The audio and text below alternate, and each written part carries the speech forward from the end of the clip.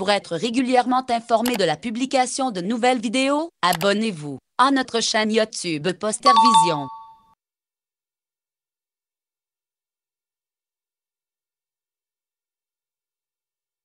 D'abord, on va commencer par un petit rappel anatomique. Les reins sont au nombre de 2, situés de part et d'autre de la colonne vertébrale au niveau de la 12e vertèbre dorsale des 12, à la 3e lombaire L3, dans l'espace rétropéritonéal. Ils ont la forme d'un haricot. La partie concave constitue le île, qui est la zone de passage du bassinet, et du pédicule rénal, les artères, les veines, les lymphatiques, et les nerfs. Sur la coupe sagittale, on distingue deux zones, la corticale d'environ 1 cm épaisseur, avec des prolongements entre les pyramides de Malpighi, les colonnes de Bertin. La médulaire est formée par les pyramides de Malpighi, dont le sommet constitue la papille. Les papilles se jettent dans les calices, dont la jonction constitue le bassinet. L'unité fonctionnelle du rein s'appelait le néphron. Il se divise en plusieurs segments, le glomérule, le tube proximal, l'anse de Henle, le tube distal, le tube collecteur. On compte environ 1 million de néphrons par rein. La vascularisation du rein, les artères intrarénales, les branches de division de l'artère rénale, donnent naissance aux artères interlobaires, d'où partent les artères arquées, puis les artères interlobulaires par lesquelles partent les artérioles afférentes, puis les artérioles les efférentes qui donnent naissance aux capillaires péritubulaires. Les veines suivent sensiblement la même disposition que les artères. Les principales fonctions du rein, le rein assure deux fonctions.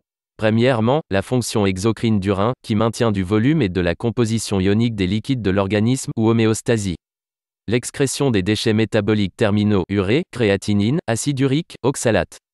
Détoxification et élimination des toxines, médicaments et de leurs métabolites. Deuxième, la fonction endocrine du rein, qui est la régulation de la pression artérielle par le système rénine-angiotensine. Le contrôle de l'érythropoïèse par l'érythropoïétine. Le contrôle du métabolisme phosphocalcique par la vitamine D, le calcitriol.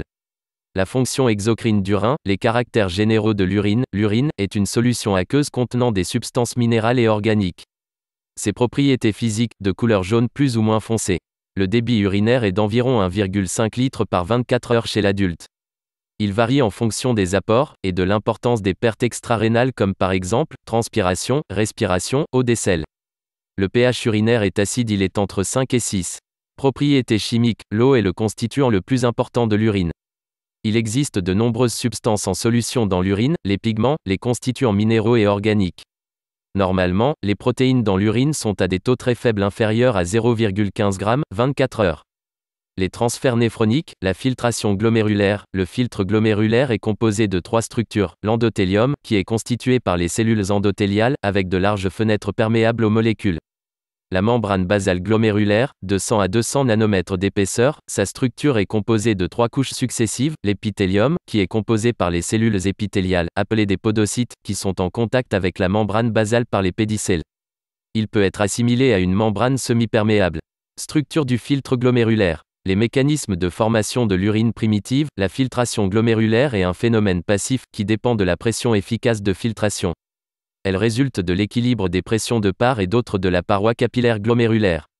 Pression efficace de filtration est égale à la pression hydrostatique, moins la somme des deux pressions, la pression hydrostatique dans la capsule de Bowman, et la pression oncotique des protéines dans les capillaires glomérulaires.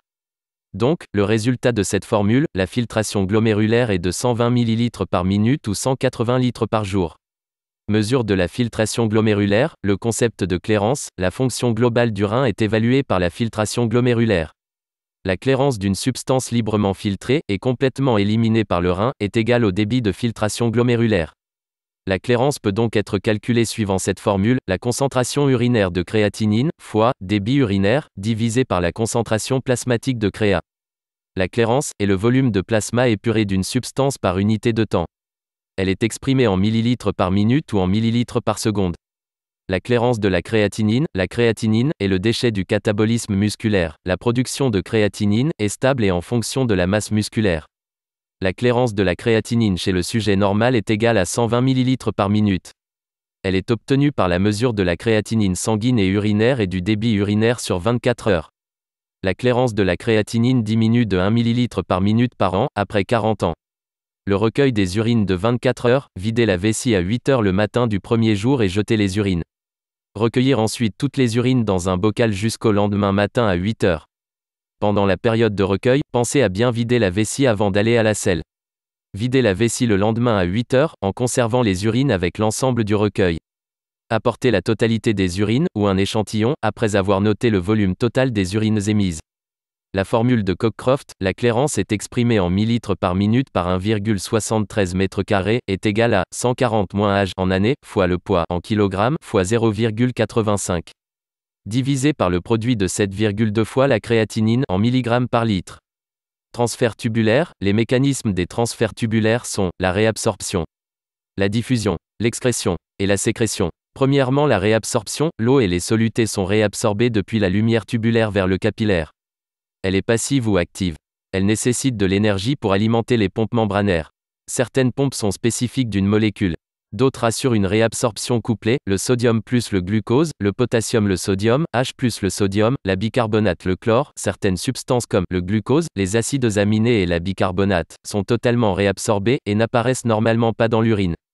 L'excrétion et la sécrétion, elle est active, solutée sécrétée dans la lumière tubulaire depuis le capillaire, permet l'élimination des substances telles que les ions H+, les médicaments et les toxiques.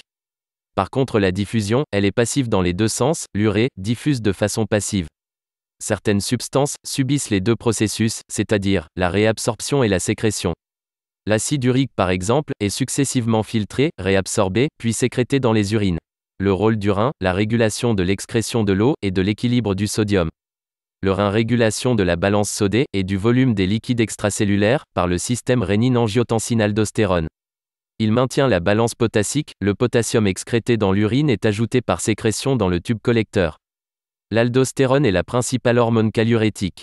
Régulation l'équilibre acido-basique, le rein joue un rôle essentiel dans le maintien du pH. La réabsorption des bicarbonates, et l'élimination des ions H+, la fonction endocrine du rein, le système rénine-angiotensine-aldostérone, il comporte plusieurs éléments, la rénine. L'angiotensinogène. L'angiotensin 1, l'enzyme de conversion. L'angiotensine 2, l'aldostérone. Le site principal de sécrétion de la rénine, est l'appareil juxtaglomérulaire. La sécrétion extra-rénale, dans des nombreux tissus. L'appareil juxtaglomérulaire, est une formation triangulaire, située au pôle vasculaire du glomérule. Les trois côtés du triangle sont formés par l'artériole afférente, l'artériole efférente, et la macula densa, qui est la partie initiale du tube contourné distal. Le centre du triangle est occupé par le lacis. L'artériole afférente présente des cellules de type sécrétoire contenant des granulations, appelées les cellules épitélioïdes. Elles constituent le lieu de synthèse et de stockage de la rénine. Le système rénine-angiotensine-aldostérone, la rénine, enzyme synthétisée dans les cellules épitélioïdes de l'appareil juxtaglomérulaire. La synthèse et la libération de rénine sont augmentées quand la pression de perfusion rénale, ou le débit de sodium à la macula densa diminue. L'angiotensine, son rôle est la vasoconstriction et élévation de la pression artérielle. Également la stimulation de la réabsorption sodée, et de la sécrétion d'aldostérone. L'aldostérone est un minéralocorticoïde surrénalien, qui est essentiel dans l'homéostasie du sodium et du potassium. Il contrôle la réabsorption du sodium dans le tube collecteur. Le rôle du rein, dans le métabolisme phosphocalcique, synthèse du dérivé actif de la vitamine D.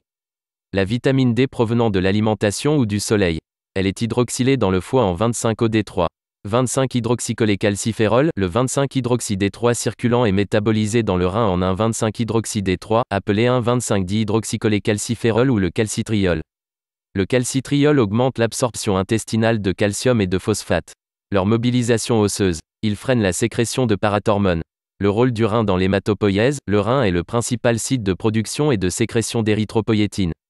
Au niveau du cortex rénal, l'hypoxie tissulaire est le principal stimulus, l'érythropoïétine stimule la maturation des cellules souches de la moelle en érythrocytes. Au cours de l'insuffisance rénale chronique, l'anémie de causes multiples, parmi lesquelles un défaut de sécrétion d'érythropoïétine par le rein.